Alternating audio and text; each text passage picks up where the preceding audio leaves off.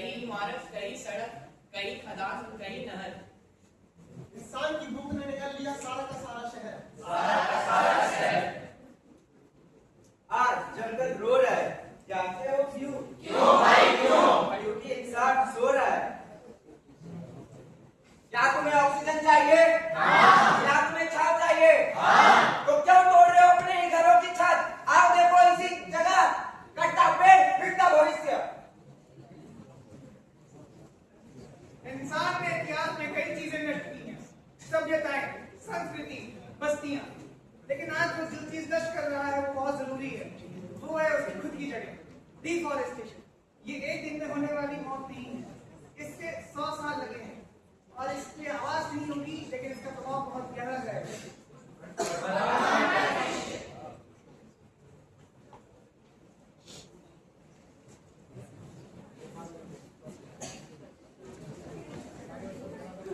अरे नीच मनुष्यों, अब तक तुमने हमें बोलने का मौका नहीं दिया, क्योंकि हम तुम्हें फल देते रहे, हवा देते रहे, बिना ये पूछे कि तुम उस हवा को जहरीला क्यों कर रहे हो। हमने पानी को बांधा, बाढ़ को रोका, मिट्टी को थामे रखा, लेकिन हमें दर्द नहीं हुआ और हम तुम्हें सारी सुख सुविधा देते रहे। भावनाओं से देश नहीं चलता। इस दुनिया में रोजगार चाहिए, सड़क चाहिए, शहर चाहिए। अगर कुछ पेड़ काटे ठीक है, तो इसका अर्थ यह नहीं कि इंसान खत्म हो जाएंगे। हर पीढ़ी ने कुछ न कुछ पाने के लिए कुर्बानी दी है और हम भी वही कर रहे हैं। हम भी आगे बढ़ रहे हैं। डेटा बोलता है, पेपर बोलते हैं। पेपर में सब ठीक है। हमारे पास आंकड़ों के जंगल है, जिसमें हम हर साल कागज में नए पेड़ उगाते हैं। अगर हमें विकास करना है तो हमें इस हरियाली को नष्ट करना होगा। हाँ सही बात है। जब तक दवाई आंकड़ों में नहीं आती तब तक समस्या नहीं दिखती, और जब इंसान दिखता है तो समस्या नहीं दिखती। और ऐसे ही और जब समस्या कहलाएगी तो देखा जाएगा। हाँ तब देखा जाएगा। भविष्य का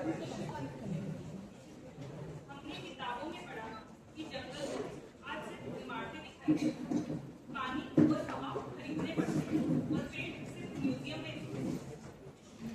तुम कहते थे एक पेड़ काटने से क्या होगा, आज उसी एक पेड़ की कीमत हमारे जीवन में महसूस होती है।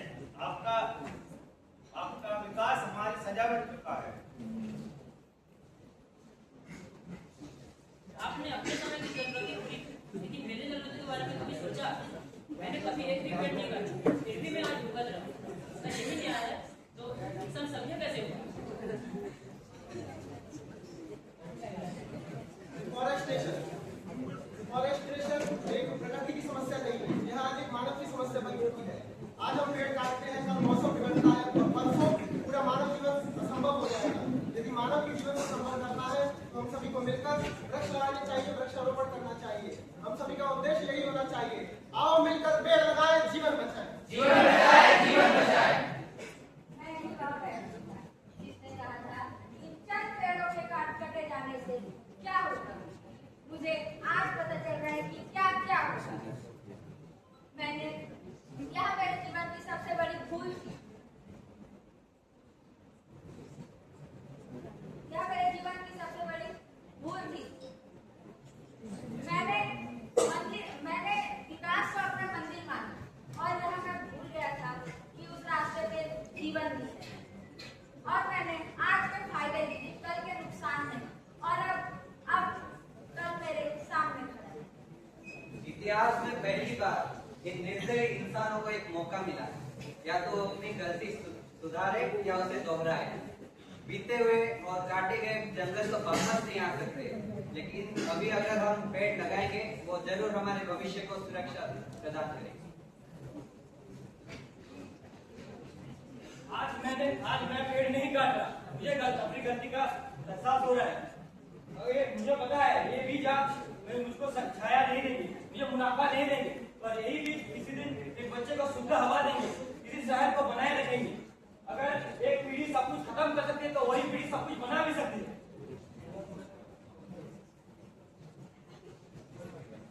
जब तुमने मुझे काटा, मैंने तुम्हें नहीं रोका। आज तुम मुझे लगा रहे हो, मैं तुम्हें रोकूंगा नहीं, क्योंकि जंगल कभी बदले की भावना नहीं रखता, वो हमेशा संभालने की भावना रखता है। यहाँ पे जो शांति है वो इन बीजों की वजह से। आज ये बीज है, कल ये बड़े होंगे, बड़े होकर ये पेड़ होंगे, फिर ये पेड़ में बीज जंगल होंगे, और जंगल से ही जीवन की नई शुरुआत होगी।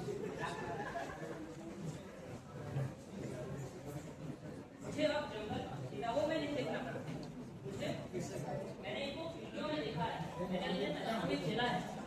मुझे आज हवा खरीदनी नहीं पड़ती और मुझे पानी गिन कर नहीं पीना पड़ता। कल जो आप वहाँ पे पेड़ लगाए थे, आज मैं उनके नीचे खेल रहा हूँ।